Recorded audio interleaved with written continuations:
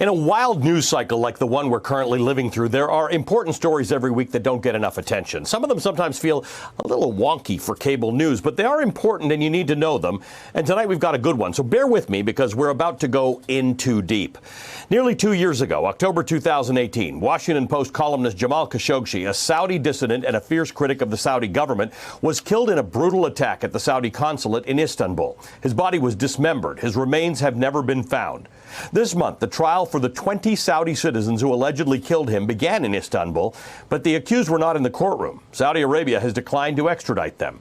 The case brings up interesting questions about the connections that the accused have to the Saudi government and the techniques, both medieval and modern, which that government employs in an attempt to silence its critics. Back in 2018, the New York Times revealed that before Khashoggi was killed, he had been the victim of an orchestrated social media campaign. Quote, Mr. Khashoggi's online attackers were part of a broad effort dictated by Crown Prince Mohammed bin Salman and his close advisors to silence critics both inside Saudi Arabia and abroad. Hundreds of people work at a so-called troll farm in Riyadh to smother the voices of dissent like Mr. Khashoggi. The vigorous push also appears to include the grooming, not previously reported, of a Saudi employee at Twitter whom Western intelligence officials suspected of spying on user accounts to help the Saudi leadership. Well, not long after Khashoggi's killing, President Trump was asked whether he agreed with the CIA's assessment that Saudi Crown Prince Mohammed bin Salman, known as MBS, likely ordered the killing of Khashoggi. Here's what he said. Maybe he did, maybe he didn't, but I will say very strongly that it's a very important ally. And if we go by a certain standard, we won't be able to have allies with almost any country. Now, without strong pushback from the United States, MBS may be feeling empowered to repeat those brutal tactics against other critics, including those based in the United States. The New Yorker's Dexter Filkins is out with a fascinating new piece that explores the story of a former FBI special agent named Ali Soufan. You've seen him on this show. He's a critic of Saudi Arabia who fears that he might be MBS's new target and that the regime may be using al-Qaeda to carry out his assassination during his frequent business trips to Qatar, where he conducts some of his work.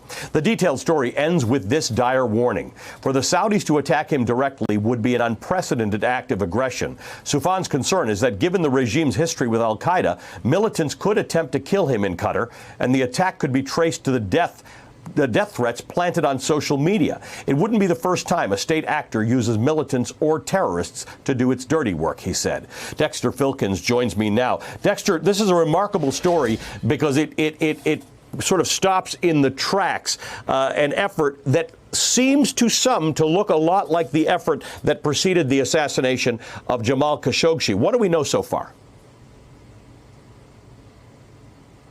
Well, it's really weird. And I mean, imagine yourself in a situation like this.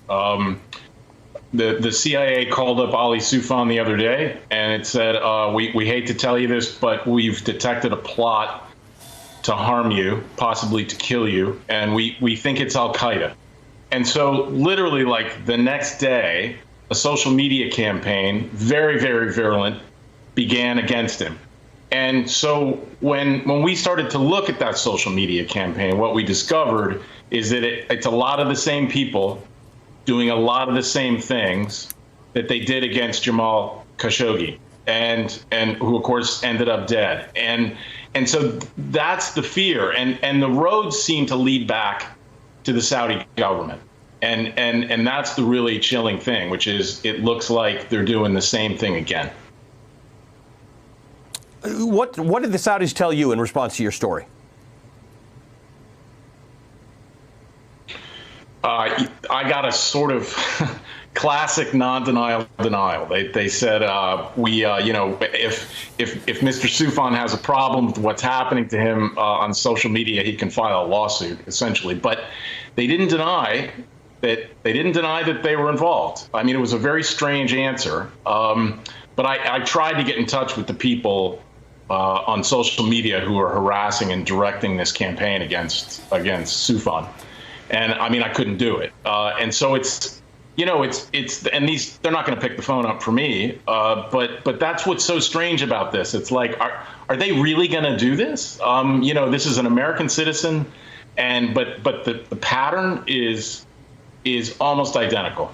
It's really chilling. It's even some of the same phrases. You know, you're going to end up in a garbage dump in Qatar that they used against Jamal. You're make yourself dead. The beginning of the end. It's like the same people using the same language. So it's got to make him. It's got to make him nervous. And it's one of those things that a lot of people who are following the Khashoggi story didn't know, that there was another piece to this. It wasn't, we saw the brutality of these guys walking into the Saudi embassy in Istanbul, and we heard about what happened, but they missed this part, that there was an effort to undermine him on social media. And the idea behind this, particularly as it relates to Ali Soufan, whom, again, most of my viewers will know, this is sort of an American hero kind of guy. The effort here is to undermine him so that maybe somebody else does the dirty work. Well, that's the super creepy part of this, which is, I mean, the evidence that's out there that the CIA picked up was that it's Al-Qaeda. But we know historically that Al-Qaeda and the Saudi state have many interconnections. And in fact, the Saudi state, I mean, we know this. 14 of the 19 hijackers in 9/11 were Saudi, and there's a lawsuit pending in federal court in the United States against the Saudi government for essentially aiding and abetting the 9/11 plot. And so that's really, the question is it Al-Qaeda or is it the Saudi state using Al-Qaeda? That's the piece of it that is so strange and kind of not fully explained.